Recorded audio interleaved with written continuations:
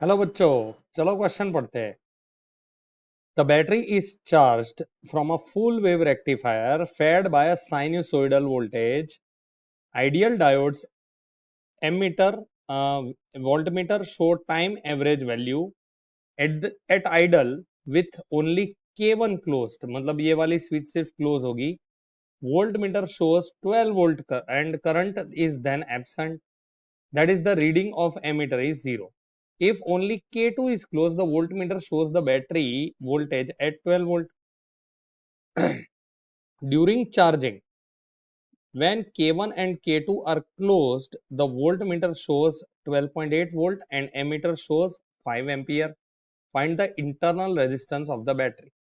तो बच्चों सबसे पहले समझ लेते हैं कि यहाँ पे की कॉन्सेप्ट क्या यूज होने वाला है. तो key concept here is going to be, यहाँ पे हम बोल सकते हैं कि फुल वेव रेक्टिफायर हम यूज करेंगे, उसका कॉन्सेप्ट यूज करेंगे. तो यहाँ पे फुल वेव रेक्टिफायर का कॉन्सेप्ट क्या है? It converts AC to DC.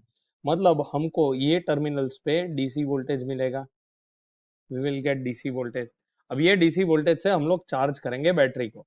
और इसमें दूसरी एक चीज यूज होती है, कॉन्सेप्ट यूज होता है internal resistance of a battery. तो ये दो कॉन्सेप्ट का यूज हम करेंगे, internal resistance and full wave rectifier का कॉन्सेप्ट. तो अभी सिचुएशन समझ लेते हैं क्या है. तो देखो, सबसे पहले हम पहली एक ये वाली सिचुएशन ले लेते हैं. ये सिचुएशन का कोई मतलब नहीं है, क्योंकि यहाँ पे क्या है, यहाँ पे ये कुछ चार्जिंग भी नहीं होगा क्योंकि करंट है नहीं. हम स्टार्ट करते हैं ये वाली सिचुएशन पे जब की K2 क्लोज्ड है. देखो, ये फर्स्ट सिचुएशन देखते हैं. यहाँ पे की K2 क्लोज्ड है इस तरीके से. यहाँ पे वोल्ट मीटर लगा हुआ है. तो यहाँ पे हमारी बैटरी है, बैटरी के साथ एक इंटरनल रेजिस्टेंस जोड़ देते हैं. ये स्मॉल आर हुआ जिसको हमें फाइंड करना है, और इसका कुछ ना कुछ ईएमएफ होगा.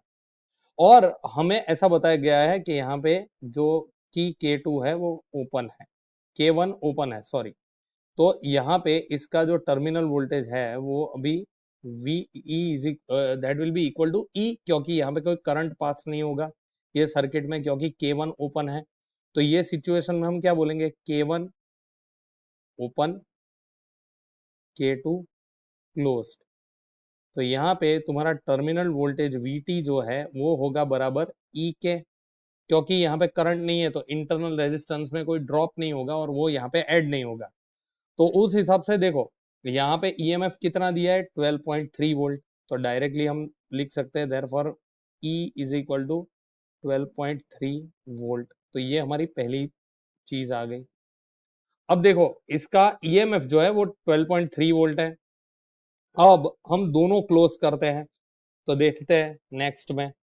तो नेक्स्ट उसमें अगर हम दोनों उसको क्लोज कर देते हैं, जैसे ये की1 को भी क्लोज कर दिया, और उसके बाद यहाँ पे वोल्ट मीटर, और यहाँ पे तुम्हारा की2 उसको भी क्लोज कर दिया, और यहाँ पे तुम्हारी बैटरी, उसका इंटरनल रेजिस्टेंस, और इस तरीके से है.